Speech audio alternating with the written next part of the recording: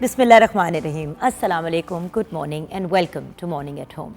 सबसे पहले तो आप सबको हम सब की तरफ से जुमा मुबारक। एक और हंसती, मुस्कुराती, खिलखिलाती और पॉजिटिव मॉर्निंग के साथ जुगन काजिम आपके सामने हाजिर है।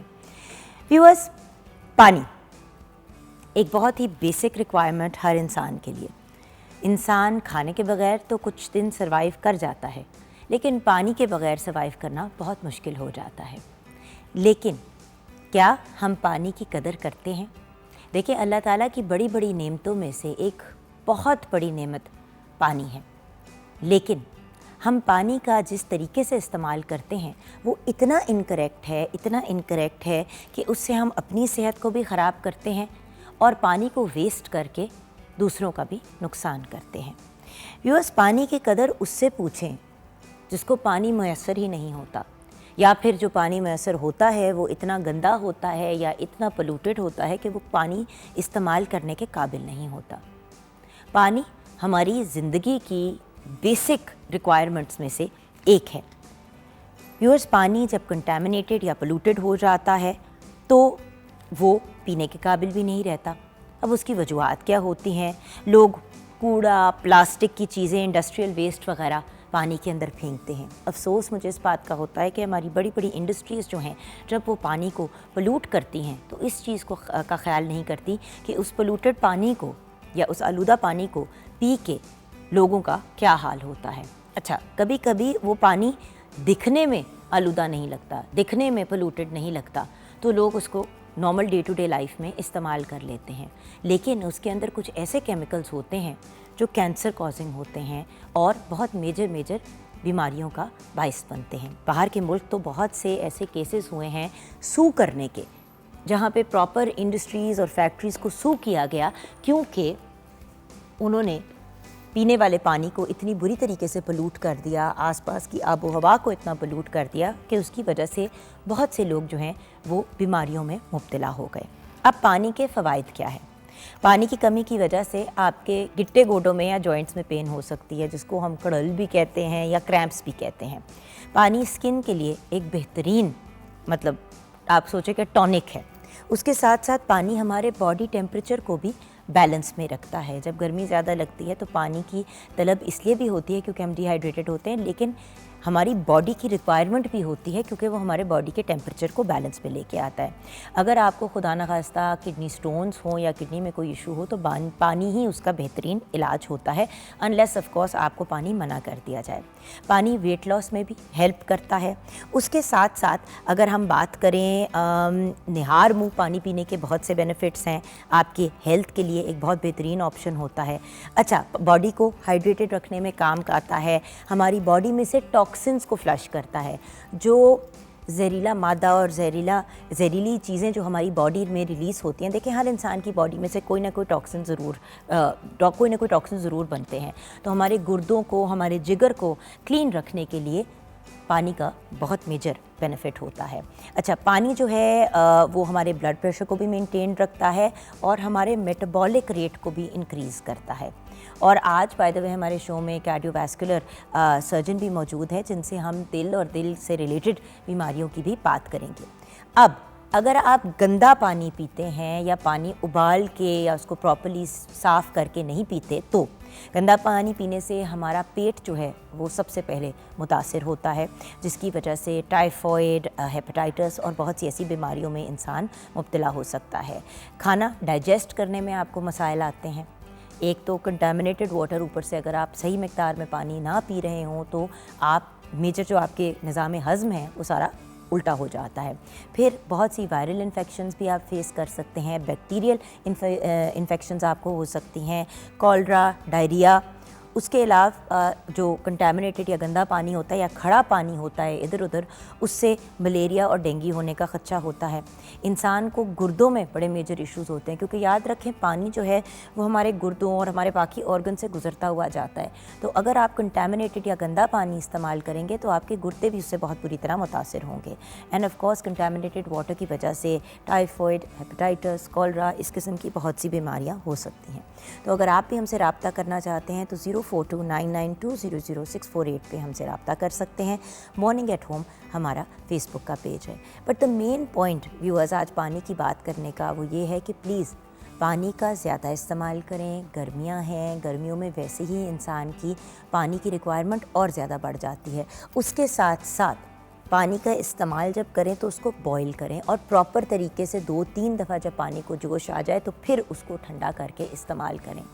कोशिश करें कि पानी वेस्ट ना करें, क्योंकि बहुत सी ऐसी जगहें हैं जहाँ पे पानी अवेलेबल ही नहीं है। गंदा और साफ़ तो एक सेपरेट इशू है। तो एक तो हमने पानी ज़ाया नहीं करना। दांत ब्रश करने हैं, अपने ब्रश को गीला करें और फिर पानी का नलका बंद कर दें। दांतों को ब्रश करने के बाद नलके को ऑन करके कुल्ली करें और फिर नलका बंद कर दें। शावर या जब बाल्टी में पानी भरते हैं तो उतना भरें जितनी आपकी ज़रूरत का है। बिला वजह मैंने देखा है कि लोग बाल्टी में भी पानी भरते हैं और नलके को ऑन छोड़ देते हैं और वो पानी बहता रह जाता है। चले सर्दियों में तो इंसान कोशिश कर रहा होता है कि पानी ज़रा गर्म हो जाए तो फिर आप इस्तेमाल करें, लेकिन गर्मियों में तो बिल्कुल भी हमारे पास ये एक्सक्यूज़ नहीं है। एंड प्लीज़ प्लीज़ प्लीज़ जब दांत ब्रश करें और दूसरी चीज़ें जो पानी आपके मुंह में जाएगा, कोशिश करें कि साफ़ पानी इस्तेमाल करें। बच्चे अक्सर दांत ब्रश करते हुए जो हैं वो नलके का पानी थोड़ा पी भी जाते हैं। अब नलके में जो पानी आता है उसमें बहुत से बैक्टीरिया, बहुत सी वायरसेस होती हैं, सो ख़ास ख्याल करना चाहिए। आजकल हर दूसरा बंदा अपसेट हो रहा है कि यार तबीयत ख़राब हो रही है, बच्चे बहुत बीमार हो रहे हैं। मेन रीज़न ये है कि जो खाने पीने की चीज़ें हैं उनमें सफाई नहीं है, और उससे भी बड़ा रीज़न ये होता है कि जो पानी पी रहे होते हैं वो आलूदा होता है। सो प्लीज़ प्लीज़ प्लीज़ आपसे रिक्वेस्ट है कि पानी ज़ाया ना करें, पानी की कदर करें और पानी का इस्तेमाल जब करें, स्पेशली अपनी कंजम्पशन के लिए, तो साफ़ पानी का इस्तेमाल करें। जब फल सब्ज़ियाँ वगैरह जो आपने छिलके समेत खानी हैं उनको साफ़ पानी से वॉश करें। यानी कि आपने एक दफ़ा धो लिया नलके के पानी से तो एक दफ़ा उनके ऊपर से बॉइल्ड वाटर, मिनरल वाटर या फ़िल्टर्ड वाटर गुजार लें, क्योंकि जब आपने डायरेक्ट उनको खाना है तो उनके ऊपर अगर गंदा पानी से आपने उनको वॉश किया होगा तो आपको उसका कोई ख़ास बेनिफिट नहीं होगा, बल्कि उसका नुकसान ही होगा। तो इन चीज़ों का ख़ास ख्याल रखें। इंशाल्लाह आप भी बीमारियों से बचे रहेंगे और हमें जो एक पानी का बहरान का एक इशू जो क्रिएट हो रहा है हम उससे भी बच जाएंगे। जब आप पानी का सिर्फ तब इस्तेमाल करेंगे जब ज़रूरत है। हर रोज़ या दिन में 2 दफ़ा गाड़ी धोने की किसी को ज़रूरत नहीं है। लोग अपनी बाइक्स, गाड़ियाँ, साइकिल्स डेली धो रहे होते हैं। खुदारा लोगों के पास पीने के लिए पानी नहीं है और हम कॉन्स्टेंटली नलके ऑन छोड़ करके, मैंने देखा ख़वातीन खाना पका रही होती हैं किचन में और नलका ऑन होता है और बस वो ऑन चलता ही जाता है। तो प्लीज़ थोड़ा सा ख्याल रखें और ख्याल करें और इस अल्लाह ताला की नेमत को वेस्ट ना करें। आए किचन की तरफ पढ़ते हैं जहाँ पे शेफ़ इफ़रा असगर हमारे साथ हैं। अस्सलाम वालेकुम शेफ़। वालेकुम अस्सलाम। कैसी हैं आप? मैं बिल्कुल ठीक, आप कैसी हैं? मैं बिल्कुल ठीक हूँ। आज पानी की जो है वो पानी से रिलेटेड मेरी कुछ शिकायतें थी जो मैंने शेयर करनी थी व्यूअर्स के साथ। बिकॉज़ किचन हो गया, बाथरूम में हो गया, बच्चे गेम बना लेते हैं, बार बार जाके फ्लश का बटन या उसको खींचना शुरू कर देते हैं। बिल्कुल ऐसे बच्चों को, जैसे छोटे छोटे बच्चे जैसे होते हैं ना, वो कूलर पड़ा होता है तो उनको आदत, वो मज़ा आ रहा होता है कि वो दबा दबा के, मतलब वो जो मुस्लिम शावर होता है उसको या नलका ऑन का। बात ये कि व्यूअर्स हज़ारों चीज़ें, और बच्चे भी पानी से इसलिए देखें, जी बिल्कुल आई अंडरस्टैंड कि बच्चे तंग हो रहे होते हैं और गर्मी में और ऑल ऑफ दैट, तो छोटा सा एक जिस तरह वो प्लास्टिक के पूल मिल जाते हैं वो लेके उसको भरते हैं और उस पर फिर सारा दिन बच्चों को खेलने दें। जी आजकल तो गर्मी है, ये अच्छा है कि बच्चे लगे रहे बट मतलब उसको भर दिया एंड दैट्स इट। ये नहीं कि उसके अंदर अब नलका वो आपने पाइप डाला हुआ है तो बस वो पानी बहता ही जा रहा है, बहता ही जा रहा है। प्लीज़ व्यूअर्स थोड़ा सा ख्याल करें। मैं ये कहती हूँ कि बच्चों को पानी में खेलना चाहिए, मिट्टी में खेलना चाहिए, एंजॉय करना चाहिए, वहाँ पे थोड़ी सी एहतियात भी करनी चाहिए और उन लोगों को भी याद रखना चाहिए जिनके पास वो वसाइल नहीं हैं जो हमारे पास हैं। जी बिल्कुल जी जी। तो आज मैं बनाने वाली हूँ, पिज़्ज़ा बनाने वाली हूँ। ओके। तो मैं सबसे पहले पिज़्ज़े के जो है ना वो बता देती हूँ डो हमने कैसे बनानी है।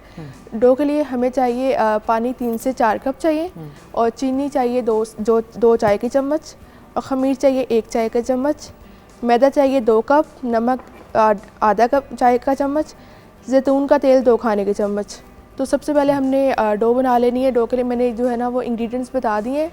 जो ड्राई इंग्रेडिएंट्स है वो हमने पानी में ऐड करने हैं, पानी में ऐड करके उनको मिक्स करना है पहले अच्छे तरीके से। उसके बाद हमने उसमें मैदा डाल के उसको गूंद लेना है अच्छे तरीके से, उसको राइस होने के लिए छोड़ देना है। वो राइस हो रही है उतनी देर हमने चिकन की तैयारी कर लेनी है, फिलिंग जो बनाने करनी है ना हमने उसकी तैयारी करनी है। तेल चाहिए हमें 2 से 3 खाने के चम्मच, मुर्ग का गोश्त चाहिए हमें 300 ग्राम, लहसुन पाउडर चाहिए 1 चाय का चम्मच, नमक चाहिए हस्बे जायका, सुर्ख मिर्च चाहिए हमें 2 चाय का चम्मच, दड़ा मिर्च 1.5 चाय का चम्मच, ओरिगेनो 1 चाय का चम्मच, नींबू का रस 1.5 चाय का चम्मच, मशरूम आधा कप, प्याज 1 अदद, शिमला मिर्च आधा कप, बेल पेपर जो है वो है 1/4 कप। और हमने इन सारी चीज़ों की जो फिलिंग बनानी है, हमने इन सारी चीज़ों को मिक्स कर लेना है और चिकन को वो लगा देनी है। उसको रख देना मैरिनेशन के लिए, उसको फिर हमने पका लेना है और फिर हमने इसकी असेंबलिंग करनी है। तो पिज़्ज़ा सॉस चाहिए 1/4 चाय का चम्मच, 1/4 कप चाहिए सॉरी। मुर्ग का गोश्त चाहिए फिलिंग के लिए, मोज़रेला चीज़ चाहिए आधा कप, चेडर चीज़ चाहिए आधा कप, ज़ैतून चाहिए हमें हस्बे जायका। तो हमने पहले पिज़्ज़ा सॉस लगा देनी है डो के ऊपर, उसके बाद हमने उसके ऊपर चीज़ ऐड करनी है, चिकन ऐड करना है और उसके ऊपर टॉपिंग ऐड कर देनी है। ठीक है। और फिर हमने उसको बेक कर देना। अगर हमारे पास कमर्शियल किचन है तो उसमें 7 मिनट्स की लगाएंगे।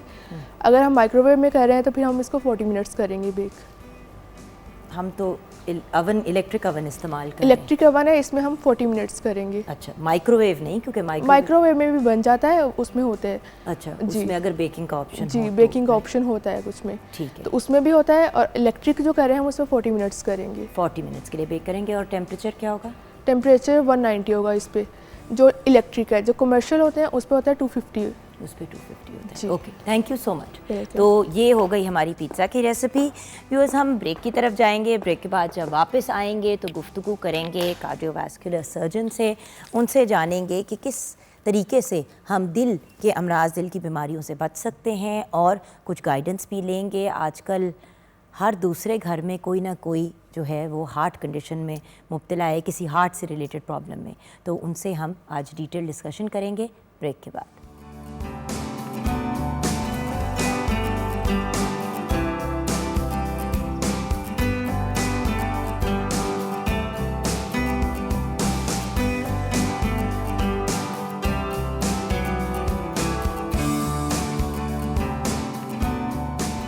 Welcome back from the break viewers. मैं डॉक्टर साहब को इम्प्रेस करने की नाकाम कोशिश कर रही थी अपने स्टेप्स गिनवा के और ये बता के कि मैं कितना कार्डियोवास्कुलर एक्सरसाइज करती हूँ। लेकिन आज क्योंकि हमारे साथ कार्डियोवास्कुलर सर्जन हैं जो एसोसिएट प्रोफेसर हैं ऑफ कार्डियोवास्कुलर सर्जरी, आपने इटली से और ज़्यूरिख से भी ट्रेनिंग ली है, मिनिमल इन्वेसिव कार्डियक सर्जरी में स्पेशलाइजेशन की है।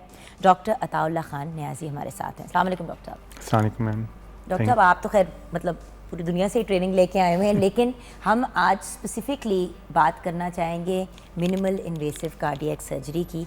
ये आखिर है क्या चीज़? Right ma'am, first of all शुक्रिया PTV. Minimum invasive cardiac surgery एक जिद्दत है कार्डियक सर्जरी की। इसमें मैं आपको थोड़ा बैकग्राउंड बताता चलूँ कि जो स्टैंडर्ड कन्वेंशनल बाईपास ऑपरेशन होता है वो 8 से 8 इंच का होता है, उसका जो कट लगाते हैं हम, जिसको हम चीरा कहते हैं। जो मिनिमम इन्वेसिव कार्डियक सर्जरी है, इतना तो बिल्कुल भी नहीं होता। मेरे मतलब मेरी खाला की भी हो चुकी है, मेरे अब्बू की भी हुई थी, यहाँ से यहाँ तक काट देते हैं। मतलब ये इतना सा तो नहीं होता, तो पूरा almost two your belly button काटते हैं। 8 से 10 इंच का होता है वो कट। काफ़ी लंबा कट होता है। और देखें, कट से ज़्यादा लोगों की जान निकल जाती है कि यार ये काटेंगे, फिर रिब्स को तोड़ेंगे, फिर अंदर से, मतलब सुनने वाले के लिए वो इतनी एक स्कैरी चीज़ होती है कि बड़े लोग बाईपास इस डर से ही नहीं कराते। एग्जैक्टली अपनी जान को एट रिस्क डाल देते हैं कि भाई हम इतनी तकलीफ से नहीं गुजर सकते। ऑफ कोर्स बाईपास एक बहुत बड़ा प्रोसीजर है। सो जो मिनिमल इन्वेसिव कार्डियक सर्जरी है उसमें ये कि ये जो चीरा है, जो कट है, ये 8 से 10 इंच से हम मिनिमाइज़ करके उसको 3 से 4 इंच तक करते हैं। हाउ? ये ऑफ कोर्स इसकी कुछ टेक्निक्स हैं, इसकी कुछ स्पेशलाइज्ड एनाटॉमी है। अच्छा। अब जो इम्पोर्टेंट बात हमारे लिए जानने के लिए कि इसका बेनिफिट क्या है। ऑफ कोर्स जितना छोटा उसका कट होगा उतना हॉस्पिटल का स्टे कम होगा, एंटीबायोटिक का यूज़ कम होगा, ब्लड कम यूटिलाइज होगा पेशेंट को, और पेशेंट जल्द से जल्द डिस्चार्ज हो सकता है। डॉक्टर साहब, की होल सर्जरी नहीं हो सकती बाईपास की?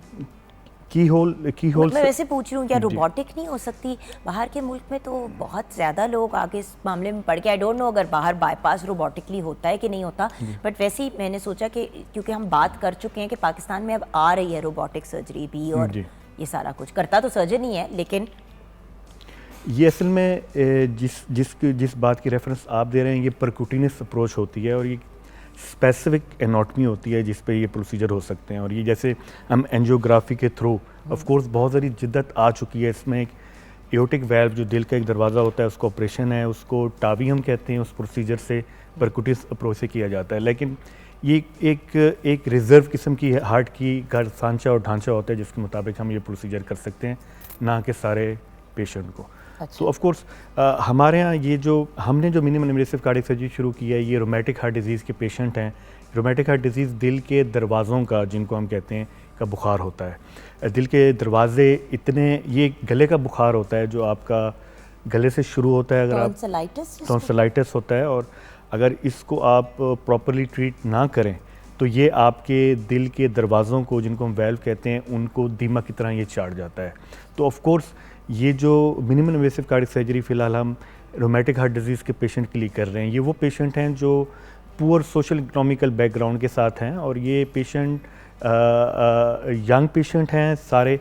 और इन पेशेंट के लिए हमने हमारे लिए ये ज़रूरी है कि ये एक पेशेंट सोल ब्रेड अर्निंग बंदा है, जिसको ऑपरेशन के बाद 3 हफ्ते बजाय कि हम बेड पे रखें, हम इसको 1-2 हफ्ते में हॉस्पिटल से बाहर डिस्चार्ज करके अपने काम पे वापस भेज देते हैं। तो 2 हफ्ते बाद काम पे भी जा सकते हैं? हाँ जी, ऑफ कोर्स। क्योंकि बाईपास जो ट्रेडिशनल होता था उसमें तो बड़ा लंबा आपको बेड रेस्ट एग्जैक्टली और आहिस्ता आहिस्ता आपने वॉक करनी शुरू करनी है, आहिस्ता आहिस्ता आपने नॉर्मल लाइफ। वैसे तो खैर आप बाईपास के बाद अगले दिन ही खड़ा कर देते हैं कि चलें 2-4 कदम ले, ये वो, मगर जो प्रॉपर काम पे जाना, तो ये तो बड़ी एक बहुत बड़ी जिद्दत है।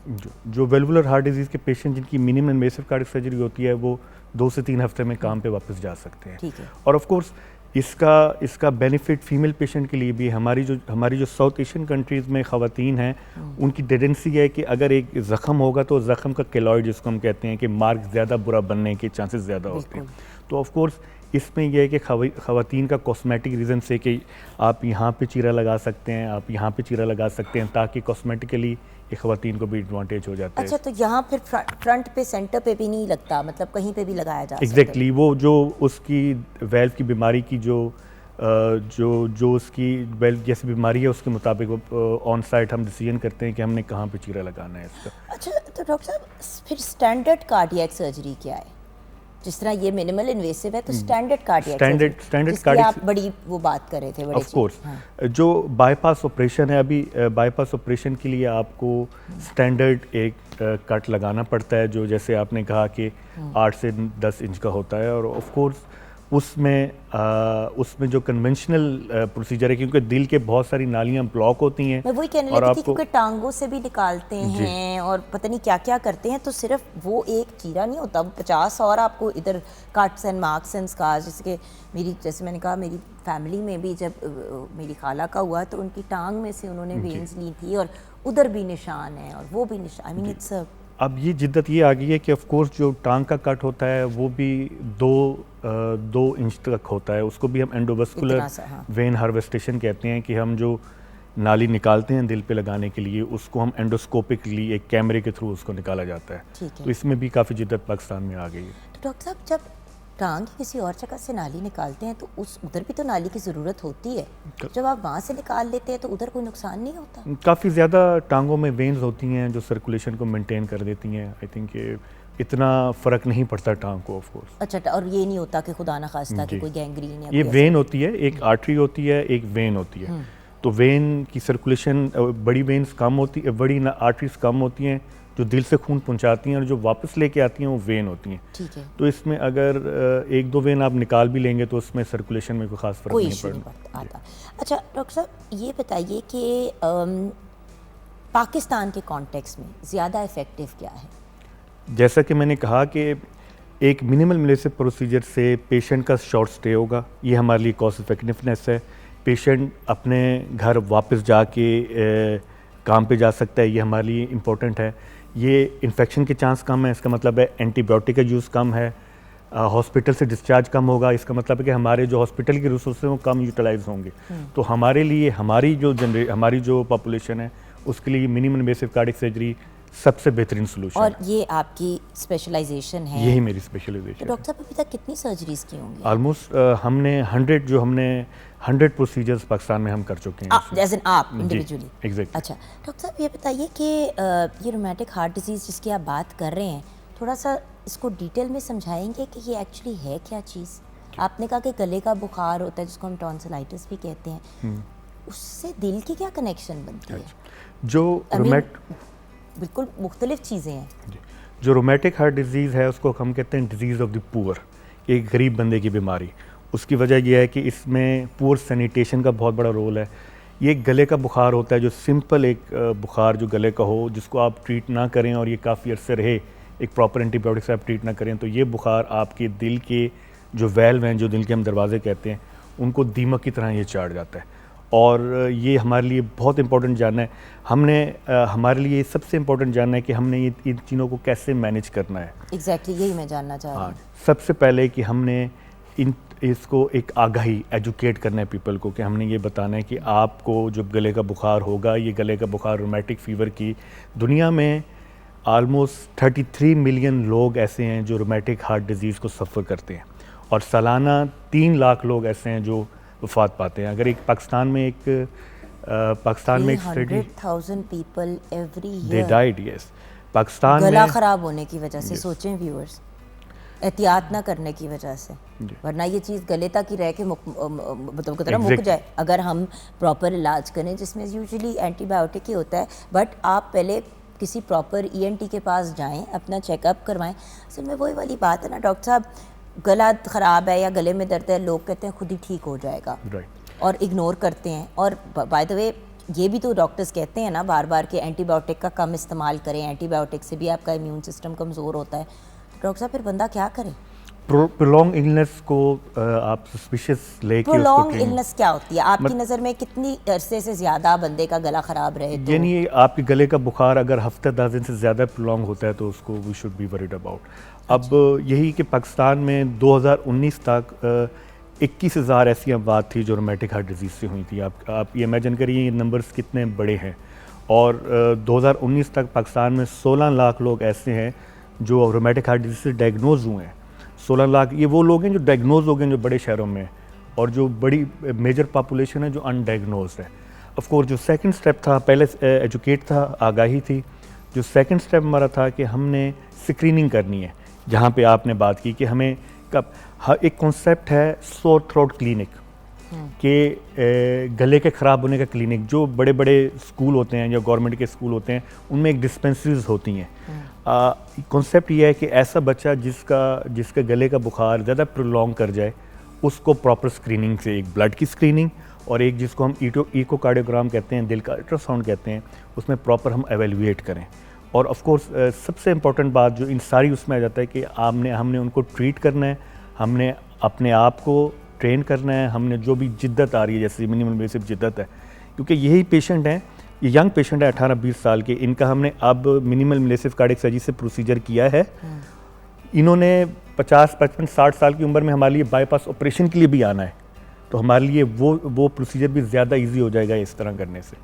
तो ऑफ कोर्स जो एक स्टडी हुई थी, मैं आपको बताना चलूँ कि लाहौर में एक स्टडी हुई थी 2009 में कि 25,000 बच्चों का, स्कूल गोइंग बच्चों का उन्होंने एक अल्ट्रासाउंड किया था, दिल का एकोकार्डियोग्राम किया था, और हर 1000 में से 21 बच्चों को रोमेटिक हार्ट डिजीज़ उसमें निकली है। यानी 3.4 या 4% रेशियो आउट ऑफ 100 लाहौर में।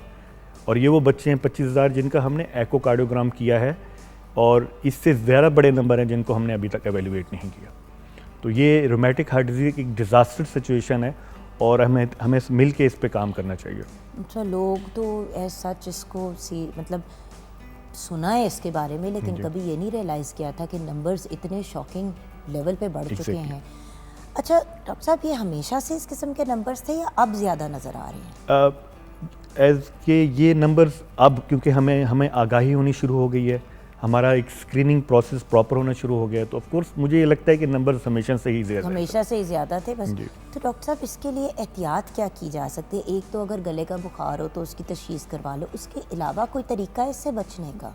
जैसे कि मैंने कहा था कि पुअर सैनिटेशन सबसे बड़ा एलिमेंट है, और अर्ली उसको ज़रा उन अल्फाज में समझाएं जिसमें हमारी आवाम समझ जाए। सफाई, तहारत पसंदी, जो हम एक सफाई निस्मान है और ये सफाई सबसे इम्पोर्टेंट है।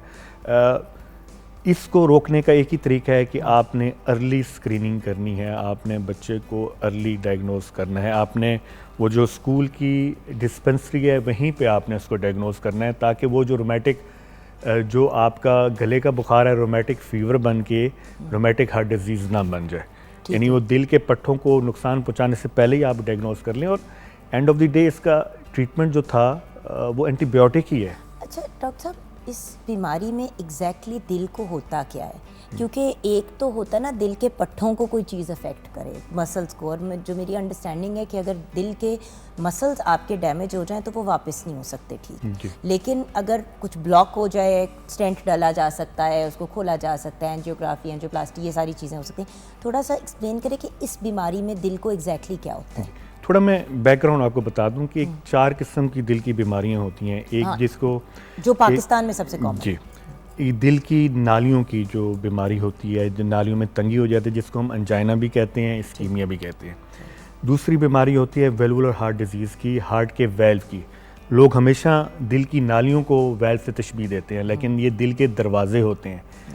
जैसा कि आपने कहा कि दिल के पट्ठों की भी बीमारी होती है, और एक मायोकार्डाइटिस एक होता है कि दिल के पट्टे इतने मोटे हो जाते हैं कि वो आपस में रगड़ भी नहीं सकते। तो अब ये है कि ये दिल के 4 दरवाजे होते हैं, 4 चैम्बर्स के 4 दरवाजे होते हैं, जिनका काम दिल के दौरानिया के साथ खुलना और बंद होना है। ठीक है। अच्छा, ये बीमारी ऐसे करती है कि उसको ये सख्त करना शुरू कर देती है। कभी दरवाज़ा या पूरा खुल जाता है, पूरा खुल गया तो फ्लो ज़्यादा आना शुरू हो गया और दिल के चैम्बर्स को बड़ा होना शुरू हो जाते हैं, या ये बिल्कुल बंद हो जाता है और दिल के जो पीछे वाले चैम्बर्स हैं वो ज़्यादा बंद होना बड़े होने शुरू हो जाते हैं। तो ये जो वेल्व है, जो दरवाज़ा है, आपको उसकी किसी भी पोजीशन में ब्लॉकेज कर देते हैं या इन्फेक्शन कर देते हैं वहाँ पे। ये रोमेटिक हार्ट डिजीज़ की बात कर रहे हैं। अच्छा, अब अगर किसी को हो तो इसका इलाज अगर एक बार रोमेटिक हार्ट डिजीज़ पे आप डायग्नोज हो गए, आप खुश नसीब होंगे कि आप अर्ली स्टेज पे डायग्नोज हो गए, आप मेडिकली उसको मैनेज करेंगे कुछ अरसे, और अगर वो नुकसान इतना ज़्यादा हो गया है तो ऑफ कोर्स उसका ओपन हार्ट सर्जरी के अलावा और कोई सोल्यूशन नहीं। अच्छा, और जितना हम जल्दी करा लेंगे उतना ही बेहतर हो जाएगा। वो तो खैर डॉक्टर साहब, कोई भी किसी भी बीमारी में, कैंसर हो, कोई भी चीज़ हो, जितना जल्दी व्यूअर्स देखें, मर्द और ख़वातीन आई फील एक सर्टन एज के बाद बहुत केयरलेस हो जाते हैं अपनी हेल्थ के बारे में, और ये वही स्टेज होती है ज़िंदगी की कि जब आपको ज़्यादा एहतियात करनी चाहिए। यंगर ईयर्स में अगर हम थोड़ा चीज़ों को ईजी ले भी लेते हैं तो बॉडी ज़्यादा स्ट्रॉन्ग होती है, it bounces back. As we get older इतना वेयर एंड टेयर हो रहा होता है बाकी भी सब चीज़ों का, और हम कौन सा अपना ख्याल रखते हैं, एक्सरसाइज करते हैं, अच्छा खाते हैं, अच्छी खुराक वगैरह लेते हैं कि मतलब बंदा ये कह सके कि भाई यू विल बी फाइन। अच्छा, ये बताइए कि इसके सिम्टम्स क्या होते हैं? सिम्टम यही है कि गले का बुखार होता है। जो रोमेटिक हार्ट डिजीज़ के सिम्टम सिंपल हैं कि गले के अलावा मैं कह रही हूँ कि कोई जो एक यूजुअली हार्ट डिजीज़ के सिम्टम होते हैं कि पेशेंट को छाती में दर्द होना या सांस चढ़ना या अननेसेसरी आप थक जाना, जो सिंपल एक हार्ट डिजीज़ के साइन सिम्टम है, उसमें इसमें भी साइन सिम्टम है। अच्छा डॉक्टर साहब, ग्रोथ नहीं होती बच्चे की ज़्यादा। जी माता। अच्छा, ये बच्चों में भी होता है और बड़ों में भी? ये बच्चों में ज़्यादा होता है। ये बच्चों में ज़्यादा होता है? जी। This is much more common in children viewers. तो वही वाली बात है कि हमें ख़ास ख्याल रखना चाहिए। एक्चुअली दिल की बीमारी कभी भी हम बच्चों के साथ कनेक्ट नहीं करते। व्हाट एज ग्रुप डॉक्टर साहब? स्कूल गोइंग चिल्ड्रन में ज़्यादा है ये, स्कूल गोइंग चिल्ड्रन में। और ये ओके। और डॉक्टर साहब ये बताइए कि अपने दिल को हेल्दी रखने के लिए, जैसे कि कहते हैं ना किडनीज़ को हेल्दी रखने के लिए drink a lot of water, exercise whatever, तो अपने दिल को सेहतमंद रखने के लिए हम क्या कर सकते हैं? जो मैं मोस्टली समझता हूँ कि 3D इफ़ेक्ट क्या है कि 3D हैं, अगर आप उसको फॉलो करेंगे तो आपका दिल हेल्दी रहेगा। पहला D है ड्रिल का ये मतलब है कि आपने प्रॉपर 20 मिनट वॉक करनी है, आपने आपको एक इनएक्टिव से बचाना है, और ये पहला D। दूसरा D है कि आपने डाइट पे कंट्रोल करना है, कि एक बैलेंस डाइट के साथ आपने अपने आप को लेके चलना है। ऑफ कोर्स जो तीसरा D है वो है आपका ड्रग्स से ये मुराद है कि अगर आप हाइपरटेंसिव हैं तो आप हाइपरटेंशन की दवाई खाएं, अगर आप डायबिटिक हैं तो आप डायबिटीज़ की दवा खाएं। तो मेरे समझ में ये 3D इफ़ेक्ट हर बंदे ने इंडिविजुअली इसको यूटिलाइज़ करना है।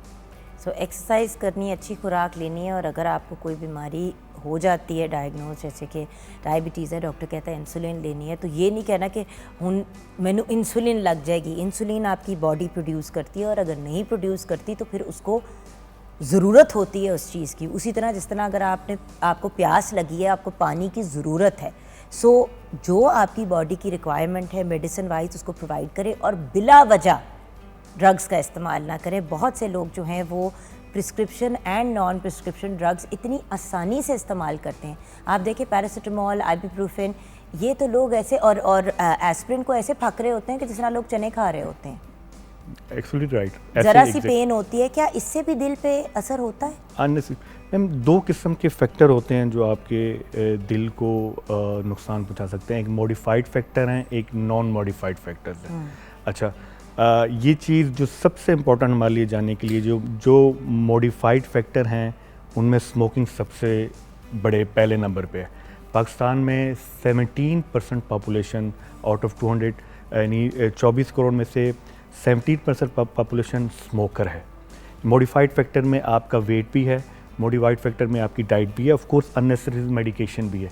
जो अनमॉडिफाइड फैक्टर्स वो ये हैं कि जेनेटिकली अगर आपकी फैमिली में हार्ट डिजीज़ रन करती है तो मोस्ट लाइकली कि you will gonna have it also. अब देखिए ना, आप परफेक्टली हेल्दी लोगों को देखते हैं और उनका जो बैड कोलेस्ट्रॉल है वो बहुत हाई होता है। अब मेरी फैमिली में फादर मदर दोनों की साइड पे है, तो मेरा कोलेस्ट्रॉल हमेशा ही हाई होता है, बिकॉज आई एम जेनेटिकली प्रीडिस्पोज्ड। मेरा वेट किधर भी आ जाए, थोड़ा सा कंट्रोल में आ जाता है कोलेस्ट्रॉल, बट फिर भी आई एम जेनेटिकली प्रीडिस्पोज्ड। मुझे हमेशा डॉक्टर ने एक ही बात कही है कि तुम्हें एहतियात करनी है, बिकॉज तुम्हारी फैमिली में दोनों साइड से ये चीज़ एग्जिस्ट करती है। तो व्यूअर्स, अपनी फैमिली हिस्ट्री को भी मद्देनज़र रखते हुए ख़ास ख्याल रखना चाहिए। फैमिली में अगर दोनों साइड पे डायबिटीज़ है तो दैन ख़ास एहतियात करनी पड़ती है, और चेक करते रहना चाहिए कि कहीं आप प्री डायबिटिक स्टेज पे तो नहीं आ गए, और वहाँ से रिवर्सल फिर भी आसान होता है। डायबिटीज़ हो जाए तो फिर वहाँ से रिवर्सल ऑलमोस्ट इम्पॉसिबल हो जाता है। डॉक्टर साहब, आपका पैगाम हमारे व्यूअर्स के लिए इन दी एंड? पैगाम यही है, जैसा कि पहले बोला है, कि जो मॉडिफाइड फैक्टर्स हैं उन पे हम फोकस करें, एक हेल्दी लाइफस्टाइल की तरफ हम जाएं, एक रेगुलर वॉक की तरफ जाएं, हम एक स्ट्रेस फ्री लिविंग की तरफ जाएं, ताकि हमारी जो अनफॉर्चुनेटली हम जो यूरोपियन पॉपुलेशन से 15 साल ज़्यादा छोटे हैं, हमारी जो एवरेज एज है दैट इज़ 58 ईयर ओल्ड, और उनकी एवरेज एज 83 ईयर ओल्ड जो इन्होंने स्पेन में और जो इन कंट्रीज़ में। तो आप कैन यू इमेजिन कि हम उनसे 15 साल ज़्यादा जल्दी मर जाते हैं। 58? और 58 तो कोई एज ही नहीं है। एग्जैक्टली 58 पे तो इंसान जवान होता है। Okay, thank you for that horrible news doctor साहब। बहुत बहुत शुक्रिया हमें ज्वाइन करने का और हमें गाइड करने का। व्यूअर्स, रूमेटिक हार्ट डिजीज़ एक ऐसी बीमारी है जो छोटे बच्चों को इफ़ेक्ट करती है, स्कूल गोइंग बच्चों को, तो इसलिए ख़ास ऑब्जर्वेशन में रखा करें बच्चों को। अगर गले का बुखार हफ्ता 10 दिन से ज़्यादा बढ़ जाता है तो प्लीज़ प्लीज़ प्लीज़ इसको एज एन अलार्म साइन लें, और फिर जाके बच्चे का उस हिसाब से चेकअप करवाएं। एंड ऑफ कोर्स, अगर गले में कोई इशू है बच्चों को, या बीमार हैं, या खांसी है, ज़ुकाम है, तो प्लीज़ बर वक्त उनका इलाज करवाएं। बच्चे को भी तकलीफ़ से बिला वजह गुजारने का क्या पॉइंट है। खैर, छोटी सी ब्रेक की तरफ जाएंगे। ब्रेक के बाद जब वापस आएंगे तो it is the last day of our tribute week to the Pakistani film industry.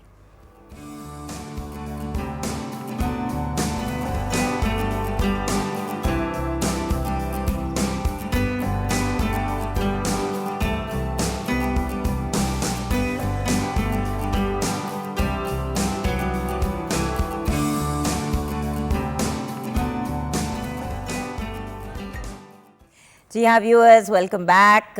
हम रिकॉल कर रहे हैं the nostalgic era of the Pakistan film industry, और हमने कोशिश की कि इस पूरा हफ्ता हम डिफरेंट जो डेकेड्स हैं उनको टच करें, उन पे बात करें। ये एक छोटा सा हमने पैकेज तैयार किया।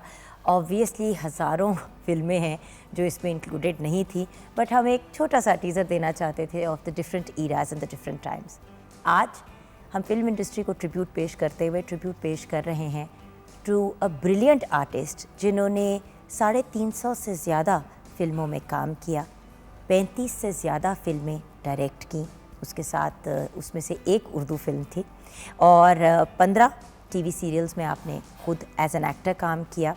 आप डायरेक्टर हैं, एक्टर हैं, प्रोड्यूसर हैं, एक बेहतरीन सिंगर हैं और हम सबके फेवरेट और बहुत ही लाडले अरबाज़ खान हमारे साथ हैं। अस्सलाम वालेकुम। वालेकुम अस्सलाम और बहुत शुक्रिया। बहुत बहुत मुबारक हो आपको, तमग़ा इम्तियाज़ से आपको नवाजा गया इस साल। जी हाँ, thank you. So proud of you. We are waiting for many more awards to come national level पे, और वैसे भी नेशनली एंड इंटरनेशनली आपको बहुत से अवार्ड से नवाजा गया। बट तमग़ा इम्तियाज़ की अपनी ही बात होती है, बिकॉज ये एक स्टेट अवार्ड होता है। थैंक यू जी, बहुत शुक्रिया और इतना वार्म वेलकम के लिए और इतने अच्छे कलिमात आपने इस्तेमाल किए मेरे लिए। और फाइनली वही आप वाली बात के एक एक्नॉलेजमेंट ही होती है एक एक्टर की, और जब वो एक्नॉलेज्ड हो जाता है और उसकी जो एफर्ट्स होती हैं तो वो बड़ा अच्छा लगता है। तो यू फील मोर इनकरेज्ड और दिल करता है कि यार चलो अब आगे ज़रा और अच्छा काम करेंगे। इसी जब हमने आज का दिन क्लोज करना था, फाइनल डे करना था, देयर आर अदर एक्टर्स जो आजकल मतलब मूवीज़ में भी काम कर रहे हैं, सब कर रहे हैं, लेकिन अल्टीमेटली फिल्म स्टार तो वो है जिसने 2-4 फिल्में नहीं की, जिसने हंड्रेड्स ऑफ फिल्म्स की हैं या कम से कम 40-50 फिल्में तो की हैं। आपका माशाल्लाह ट्रैजेक्टरी पे 3 डिफरेंट लैंग्वेजेस में उर्दू, पंजाबी एंड पश्तो, तीनों में आपने काम भी किया as an actor, then as a director also आपने अपने आप को मनवाया 35। हाँ जी बिल्कुल, बल्कि एक मीडियम रह एंड गया। Also as a singer you have a I have beautiful song a voice song, एक वीडियो सॉन्ग मैंने किया और एंड होस्ट भी हैं आप एक बेहतरीन। वैसे कुछ हमारे लिए भी छोड़ दें। नहीं सर, छोड़ा हुआ है। हम नालायक लोग जो है हमारे लिए भी कुछ छोड़ देना कि हम नहीं भी कुछ देखिए कर जी, सकें। Like sky is the limit. आप करें, बिल्कुल करें, काम करें, और अल्लाह ताला कहता है कि बस आप जुस्तजू करें। तो बात यह कि सिर्फ एक मीडियम रह गया, वो भी मैं अभी लास्ट टाइम इस्लामाबाद में रेडियो का एक ख्वाजा नजमुल हसन साहब मैं का एक समझी कहने प्रोग्राम लगे थिएटर, मैं कहने लगी थी नहीं, तो थिएटर अरबाज़ नहीं, खुदा का वास्ता है रेडियो का हमें नहीं, थिएटर भी लाइक वो हमारे यहाँ थोड़ा सा डिग्रेड हो गया, लेकिन नहीं अभी नहीं भी व्हाट आई मीन इज कि अब अगर आपने अलहमरा टाइप के में कहा जी हाँ। प्लेस वगैरह की बात ना, नहीं, मैं रेडियो की एक मीडियम की बात कर रहा था। अच्छा तो वो मैंने उनसे कहा था कि यार एक मीडियम रह गया है, तो मैंने ये भी करना है। तो उन्होंने कहा जी ठीक है, हम एक प्रोग्राम प्लान करते हैं, लेट्स सी कि अब क्या होता है। तो इंशाल्लाह। Wow, can you imagine Arbaaz Khan literally आपके कानों में रस खोलेंगे और आपसे बातें करेंगे और आपको म्यूज़िक सुनाएंगे भी और ख़ुद भी होपफुली गाएंगे। जी हाँ बिल्कुल। कुछ ऐसा मज़े का हो तो फिर मज़ा आएगा ना। ना भी हो, लेकिन एटलीस्ट एक आपके क्रेडिट पे एक चीज़ आ जाती है ना कि he has worked in the same medium too. एक इस मीडियम में भी काम किया है, तो वो एक और भी like I will add another feather to my crown. Another tick, another feather. अच्छा, हमें शुजा एहसन ने ज्वाइन किया है आज। शुजा ट्रिब्यूट पेश करेंगे हमारे ब्रिलियंट अरबाज़ खान को और हमारी फिल्म इंडस्ट्री को, और उसके साथ ऑफ कोर्स हमारे बहुत ही प्यारे प्यारे भाई, हमारे म्यूजिशियंस जिनके बगैर हमारा शो नामुकम्मल होता है। Shahzad Ali on the keyboard, Mohammad Iqbal on the bass guitar, then we have Sajid Ali on the drums, we have Shahid Ali on the tabla and Jagu Khan on the dholak. Welcome, आपका ही शो है। हमने वैसे इनकी तबीयत सेट कर दी है, डेली बुला बुला के इतना जल्दी इनको उठने की आदत नहीं है। अच्छा, सबसे पहले तो मैं आपकी पहली फिल्म घूंघट की बात करना चाहूँगी। Arbaaz Khan, very cute, very young Babli person, फिल्मों में कैसे? वालिद साहब की वजह से ना, आसिफ खान साहब। नहीं, वो तो अपनी जगह, हाँ वो था बट बिल्कुल। अक्सर ऐसा होता है कि जब मतलब एक बहुत रिनाउन आर्टिस्ट का जो बच्चा होता है वो यू मतलब ले आए तो ले आए इस तरफ, बट ज़रूरी नहीं होता। हाँ नहीं, असल में मेरा कभी भी एम नहीं था टू बी एन एक्टर। हाँ, तो वो बल्कि ऐसा हुआ कि सैयद नूर साहब से घूंघट से पहले भी एक दफ़ा मुलाकात हो चुकी थी, और वो हुई थी उमर शरीफ साहब, अल्लाह ताला गरी के रहमत करे, उनकी मौजूदगी में।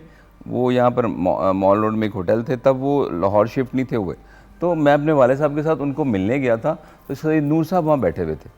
तो जब नूर साहब ने मुझे एक दफ़ा ऐसे देखा तो उन्होंने कहा कि यार काम करोगे?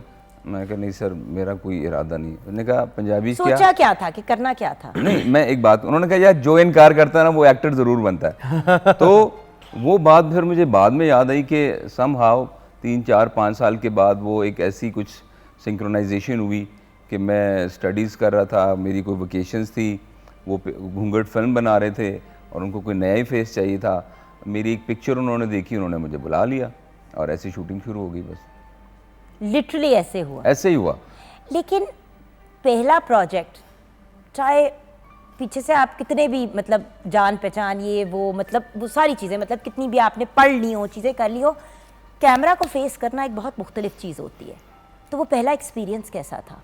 वो ऐसा हुआ कि मतलब हम एक सेट पे शूटिंग कर रहे थे, तो ऐसा नहीं था कि मैं पहले दिन गया और पहले दिन ही मेरा शॉट हो गया। उन्होंने बड़ा एक मुझे बड़े मतलब तरीके से उन्होंने मुझे मैनिपुलेट किया। उन्होंने कहा यार तुम आओ, तुम डेली आया करो, ज़रा देखो माहौल को, ज़रा अपने आप को इम्यून करो। तो मैं जाता था, एक दिन 2 दिन मैं देखता था शूटिंग्स, और जो सेट पे लोग थे और जो टेक्नीशियंस थे, जो को आर्टिस्ट थे, लाइक मोहसिन खान साहब थे, अंदलीब थी, रेशम थी, उनसे दोस्ती भी बड़ी अच्छी होगी।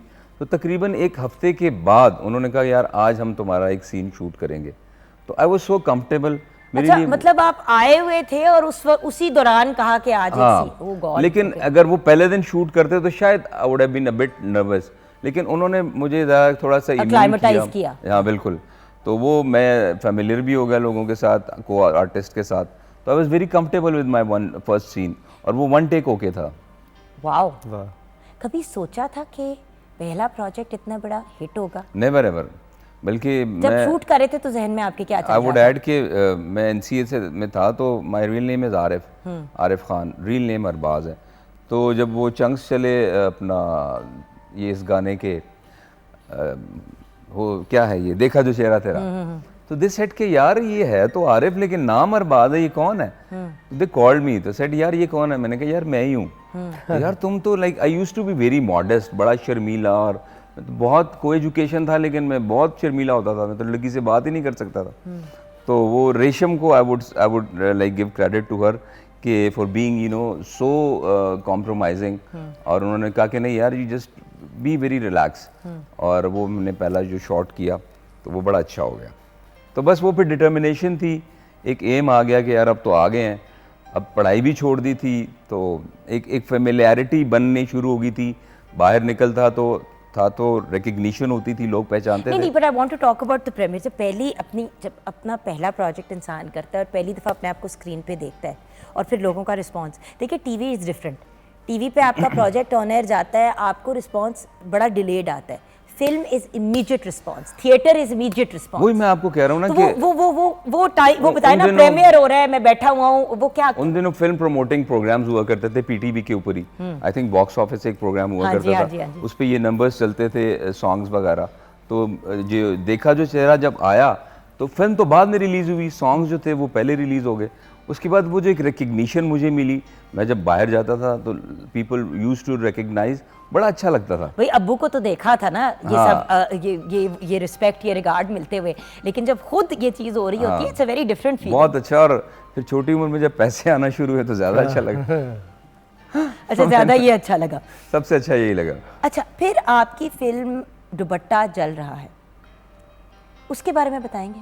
वो एक रियल स्टोरी थी, नूर साहब ने उसके ऊपर एक फिल्म बनाई, और वो उन दिनों क्या, अब भी खैर ऐसे ही हालात हैं। इशू बेस्ड मूवी उस ज़माने में, ट्रू बेस्ड मूवी थी, एक ट्रू स्टोरी बेस्ड थी, और वो एक जुल्म होता है एक लड़की के ऊपर। वो एक गरीब घराने की होती है, अमीर घराने में आती है, और फिर उसके ऊपर जुल्म होते हैं, और एंड ऑफ द डे जो है ना उसे वो जला देते हैं, और वो उसके सामने, उसकी आंखों के सामने, तो वो फिर पागल हो जाता है, ही लूजेज हिज सेंसेस। तो वो इस तरह का एक स्टोरी थी और बड़ी हिट हुई। But again I would say कि like I am very much thankful कि मुझे हमेशा म्यूज़िक ने बहुत सपोर्ट किया। लाइक पहली फिल्म आई घूंघट, उसमें देखा जो चेहरा तेरा, उसके बाद फिल्म आई दुपट्टा जल रहा है, हो सके तो मेरा एक काम करो, उसके बाद एक और फिल्म आई दिल किसी का दोस्त नहीं, हसन अस्करी साहब की फिल्म थी। एंड कैन यू इमेजिन, उसमें मेरा एक सैड सॉन्ग था, कुछ लोग ज़माने में ऐसे भी तो होते हैं, दुख प्यार के सहते हैं, तन्हाई में रोते हैं। वो मेरा हिट, वो सैड सॉन्ग इतना हिट हुआ कि मैं जब कभी सिग्नल पे खड़ा होना, और कभी जब स्टूडेंट्स ने मुझे देखना, तो यहाँ पर ये कैपिटल सिनेमा में वो रिलीज़ हुई थी, तो एमए कॉलेज के लड़के मुझे कहते थे सर हमने वो टाइम नोट किया है मैटिनी शो का कि वो तकरीबन 4 सवा 4 बजे वो गाना चलता है, तो we bunk our classes, go to the cinema, watch only this song and get out of that. तो वो ऐसा भी एक दौर मैंने देखा। तो आई वुड से कि शायद मेरी एक्टिंग तो कभी भी इतनी अच्छी नहीं थी, तो अच्छा? नहीं थी कभी भी नहीं नहीं। 350 बस ऐसे ही फ्लूक लग गया। वैसे ही वो फ्लूक वो लग तो गया। बाद में, क्योंकि हमारे यहाँ तो ऐसे कोई इंस्टीट्यूट्स है नहीं जहाँ से हम सीखें। मैं कॉलेज जाता था, You student. lived in a home that was an institute. Sir it is never, it is, I tell you. हाँ, वैसे माँ बाप तक नहीं सिखाते। मैं आपको एक बताऊं, जो आपके सिबलिंग्स होते हैं ना, और जब बड़े नाम आपसे रिलेट हो जाते हैं ना, तो कभी कभी वो आपके नेगेटिविटी में भी चले जाते हैं, क्योंकि वो आप ओवर शेडो हो जाते हैं। लोग आपसे बहुत ज़्यादा एक्सपेक्टेशंस रख लेते हैं, तो उसमें फिर आपको ज़्यादा मेहनत करना पड़ती है। तो मैंने तो शुरू में इतनी मेहनत की नहीं। मैं तो 7 बहनों का इकलौता भाई, बड़ा लाडों वाला, कभी ग्लास पानी का उठा के खुद नहीं पिया। फिर जब मैं शूटिंग्स करने लगा, जब पानी पिलाने में हेल्प कर देना सर की, ठीक है। तो धूप में खड़े हैं जनाब, और फिर मेहनत की है, फिर पसीना निकाला है, जब डिटर्मिनेशन आई तो फिर वो एक रोलिंग स्टोन में बना। वैसे एक बात है, या तो जो बच्चे बड़े टफ टाइम से गुजरे होते हैं, या जो बहुत नाजों से पले हुए होते हैं, तो वो जो दोनों जो होते हैं ना, वो जो एक एवरेज टाइप लाइफस्टाइल जिन्होंने गुजारा होता है वो नहीं। या तो जो लाडले बच्चे होते हैं they do very very well, या वो वाला बच्चा डज वेरी वेरी वेल जिसने बड़ा टफ टाइम देखा होता है लाइफ के अंदर। एंड ऑफ द डे जो जिसने टफ टाइम गुजारा हो ना, who has gone through the grind, वो ही काम आता है। Because life is very hard. वो जो प्रैक्टिकल लाइफ में आप आते हैं ना, वो तो फिर चपेड़े पड़ती हैं। तो अगर आप ऑलरेडी उसके लिए तैयार हो तो इतना फर्क नहीं पड़ता। लेकिन अगर आप लाडों में पले हो ना, तो फिर आपको थोड़ी सी तकलीफ होती है शुरू में। यही मैं अपने बच्चों को अब ये दर्ज देता हूँ कि यार तुम लोग जो है ना एसी कमरों में सोते हो, एसी गाड़ी में जाते हो। वो जब उनका टाइम आएगा तो वो आप भी तो उन्हीं हालात में थे ना, और फिर आप गए तो देन यू लेकिन थोड़ा सा लाइफ के थपेड़े डायरेक्ट जब तक नहीं पड़ते ना माँ बाप की सुन के कोई नहीं बाज आता। Seriously I have notice that with my own child also. Like Hamza को मैं जितना भी कुछ कह दूं, अभी 17 इयर्स ओल्ड माशाल्लाह, मैं उसको जो भी कह दूं, ऑनेस्टली मुझे पता है कि जब तक ये ऑन ग्राउंड नहीं एक्सपीरियंस करेगा ना, इसको नहीं समझ असल में वैल्यू करानी होती चीज़ों की ना। एक चीज़ आपको बगैर मेहनत के मिल जाए उसकी वैल्यू नहीं होती। एक चीज़ जब आपको स्ट्रगल करके मिलते हैं तो उसकी फिर आप वैल्यू करते हैं, वो वैल्यू बहुत ज़रूरी है।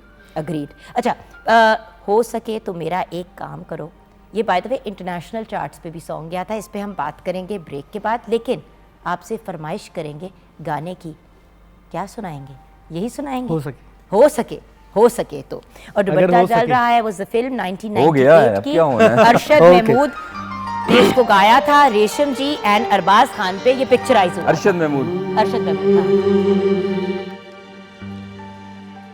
हो सके तो मेरा एक काम करो।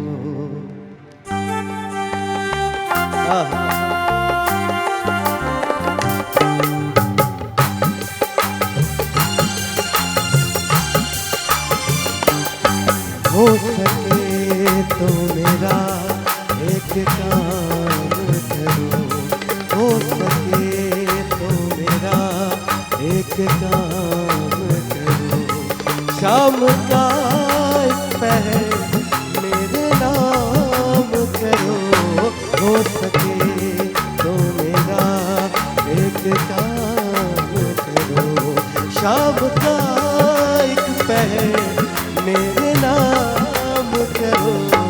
हो सके तो मेरा एक काम करो।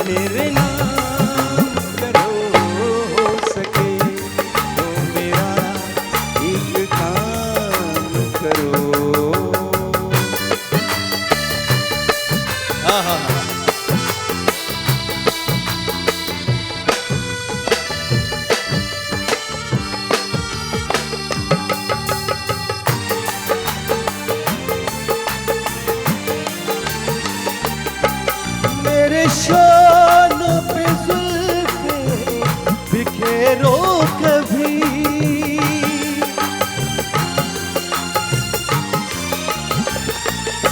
मेरे शानों पे जुल्फे बिखेरो कभी, दिल की धड़कन के भी तार छेड़ो कभी, पास बैठो नजर से कलाम करो, पास बैठो नजर से कलाम करो, शाम का एक पहर मेरे नाम करो, हो सके तो मेरा एक काम करो।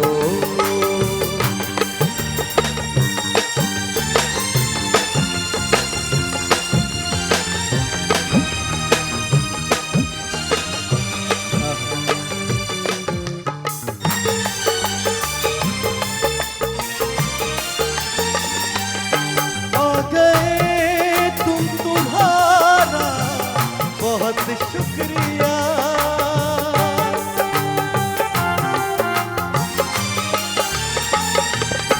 आ गए तुम, तुम्हारा बहुत शुक्रिया, कर ली ज़हमत गवारा बहुत शुक्रिया, मेरे बाहों के घर में क़याम करो, मेरी बाहों के घर में क़याम करो, शाम का एक पहर मेरे नाम करो, हो सके तो मेरा एक काम करो, हो सके तो मेरा एक काम करो, शाम का एक पहर मेरे नाम करो, हो सके तो मेरा काम करो।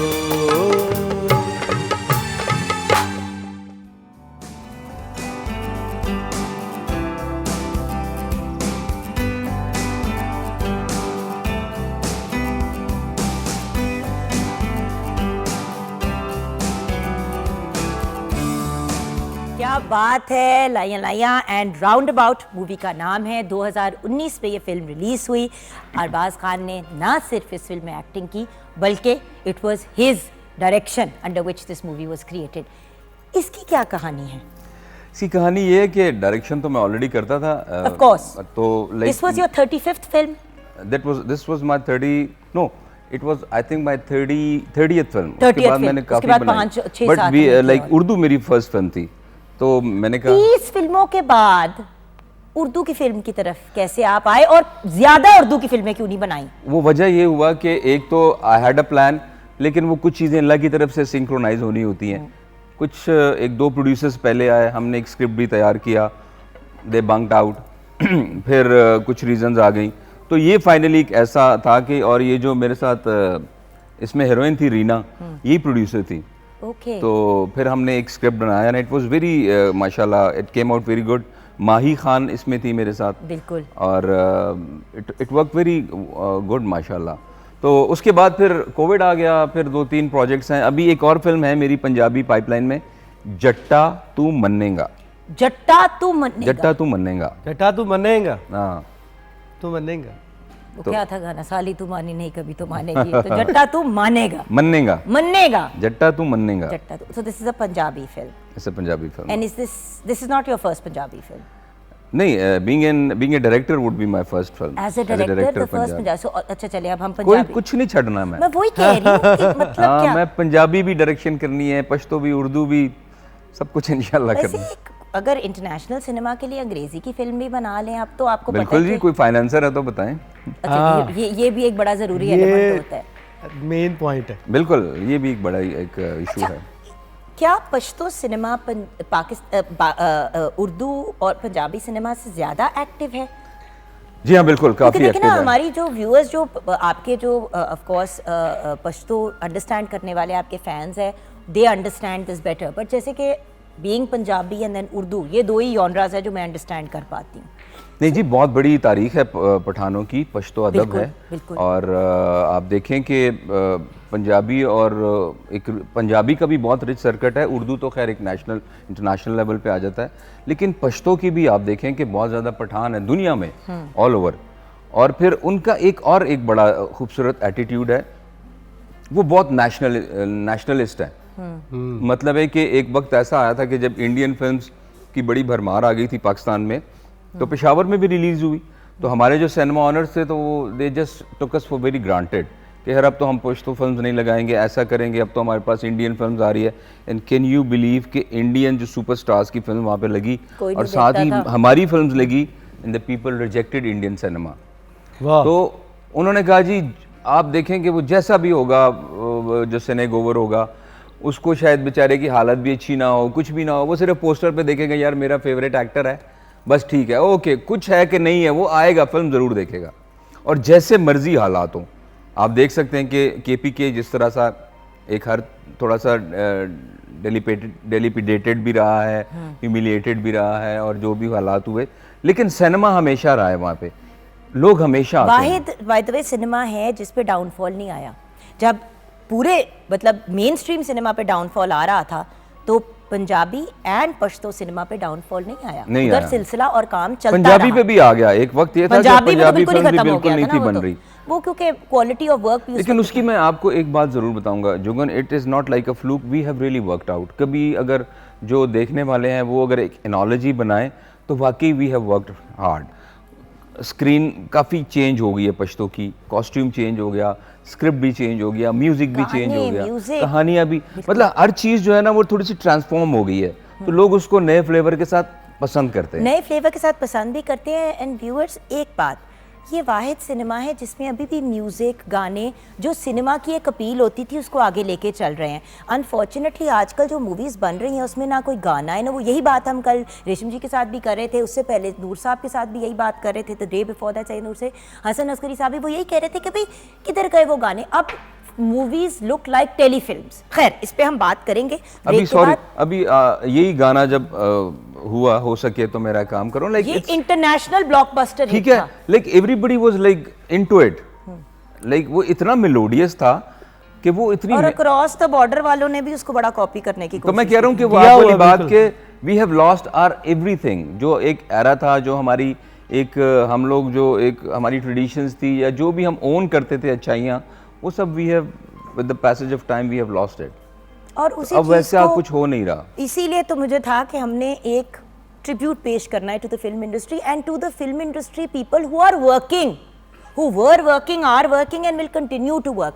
देखिए व्यूअर्स, इक्का दुक्का फिल्म आपकी निकल आना, हर कुछ सालों के बाद आपने 4-5 फिल्में कर ली हैं तो आप अपने आप को एक फिल्म स्टार कंसिडर करें, आप खुद जो मर्जी अपने आप को कंसिडर करें, but Awam has to accept you, Awam, not just a certain class of people. इस पर हम बात करेंगे, लेकिन क्या सुनाएंगे आप हमें ब्रेक में भेजते हुए?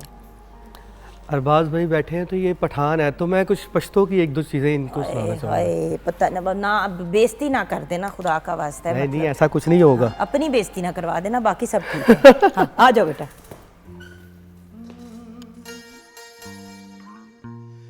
लाशा पे खबर तक मिस्तोर माला रोड़ा, ताजा ताजा गुलूना द्रेसलोर माला रोड़ा।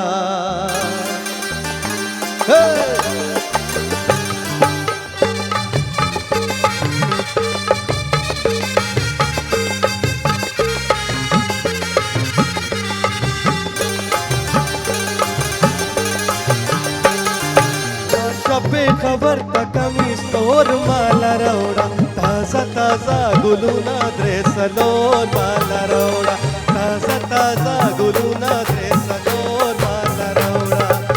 शबे खबर तक मिस्तोर माला रोड़ा, ताजा ताजा गुलूना द्रेसलोर माला रोड़ा, ताजा ताजा गुलूना द्रेसलोर माला रोड़ा।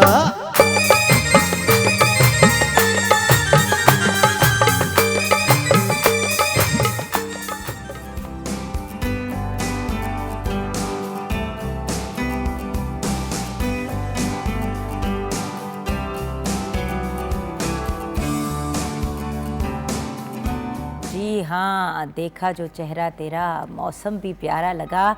मुझे लगता है कि ये गाना रेशम जी को अरबाज खान के लिए गाना चाहिए था, लेकिन चलो ठीक है, हम एक्सेप्ट करने के लिए तैयार हैं ये वाली वर्जन भी। किचन में जल्दी से नज़र डालते हैं जी, क्या सिचुएशन है शेफ इफ्रा? हमारा जो पिज़्ज़ा है वो रेडी हो चुका है, तो तैयार है सारा कुछ। आपने कुछ उसको क्रीमी टच दिया ऊपर से डाल के? जी, मैंने सॉस क्राउन उसके बना दिए थे और उसके ऊपर से सॉस लगा दी थी। चले, वंडरफुल।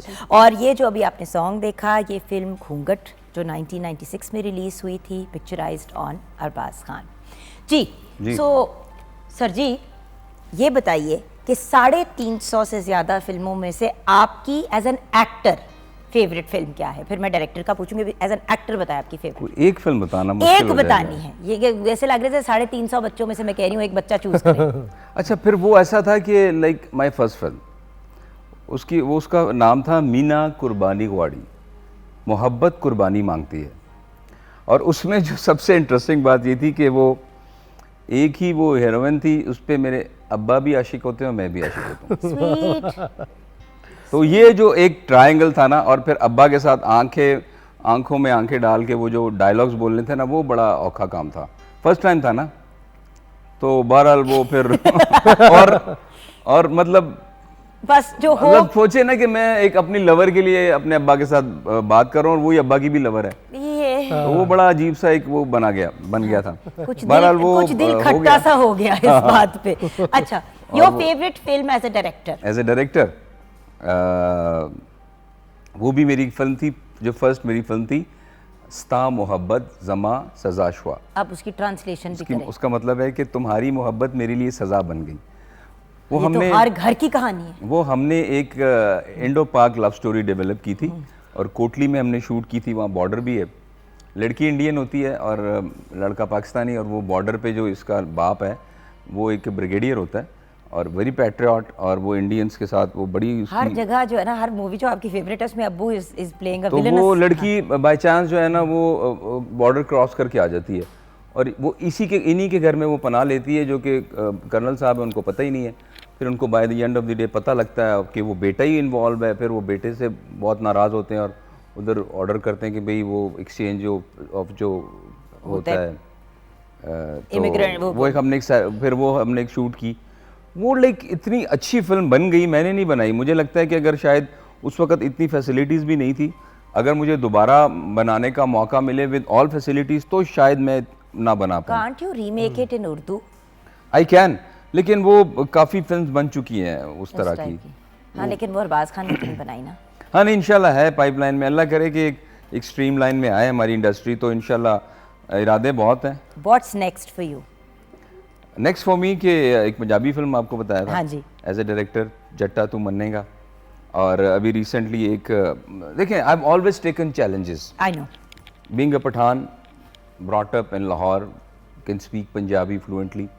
एक मैंने अभी सीरियल किया है, दो बूंद पानी, मैडम संगीता डायरेक्टेड इट। बिल्कुल उसमें वो टिपिकल सराइकी की टोन है कि ए मारो मारो तू क्या हो गया है, मैं तन्ने बहुत प्यार करूँ हूँ, ए मोगरा मैं तन्ने बहुत प्यार करे हूँ, मेरे को छड़ के ना जा, मतलब इस तरह की टोन।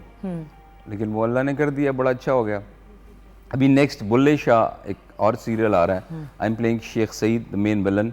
वाओ, वो टिपिकल पंजाबी के मुफ्ती साहब इन्होंने समझा दे जे इन्होंने मेरी गल ना मनी तो फिर इस मदरसे दे विच इहो जे छोटे मोटे जलसे होंदे ही रहणगे।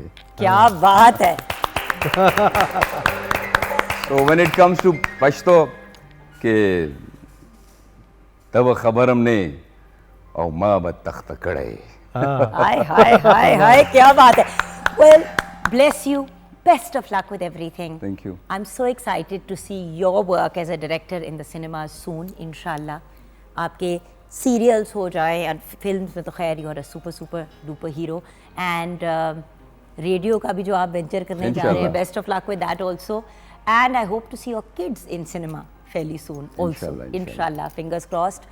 Thank you so much for closing our tribute week to the film industry. हम यही सोच रहे थे कि किसने सबसे ज़्यादा और सबसे ज़्यादा अमेजिंग काम किया है और अपने आप को टॉप पे ही रखा है, and the only person we could actually think of was the great Arbaaz Khan. Thank you so much. हमारे म्यूजिशियन भाइयों का बहुत बहुत शुक्रिया, हमारे बहुत प्यारे भाई हैं, गॉड ब्लेस यू। शुजा, आपका भी बहुत बहुत शुक्रिया। सर, आपसे ही रिक्वेस्ट करेंगे कि आज के शो को आप क्लोज करें। चले जी। ये एक फिल्म थी मेरी, उसका नाम बिल्ली था। नूर साहब वाज द डायरेक्टर और it was picturised on me and Noor Bukhari and Waris Baig sang that song. It's very soothing. तो बड़ा अच्छा गाना है एंड आई होप कि यू लाइक इट।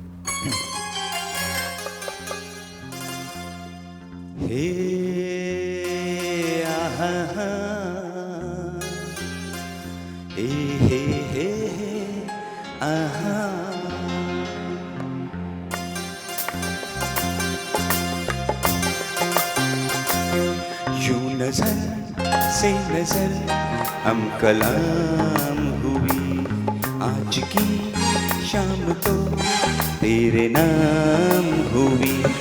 जाने क्या हो गया, मेरा दिल खो गया, बात तन्हाई की सरेआम हुई। यूं नजर से नजर हम कलाम हुई, आज की शाम तो तेरे नाम हुई।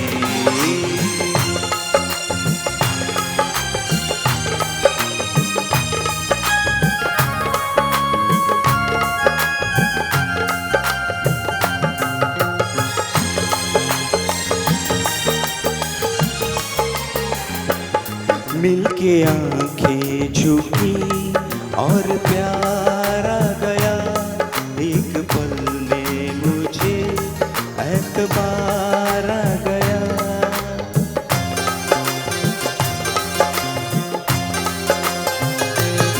मिलके आंखें झुकी और प्यार आ गया, एक पल में मुझे एतबार आ गया।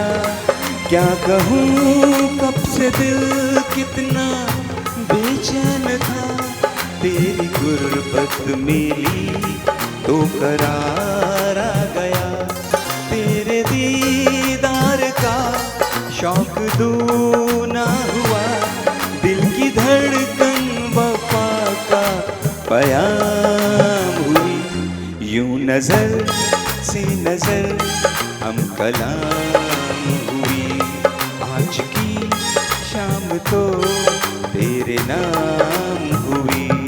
जाने क्या हो गया, मेरा दिल खो गया, बात तन्हाई की सरेआम हुई। यूं नजर से नजर हम कलाम हुई।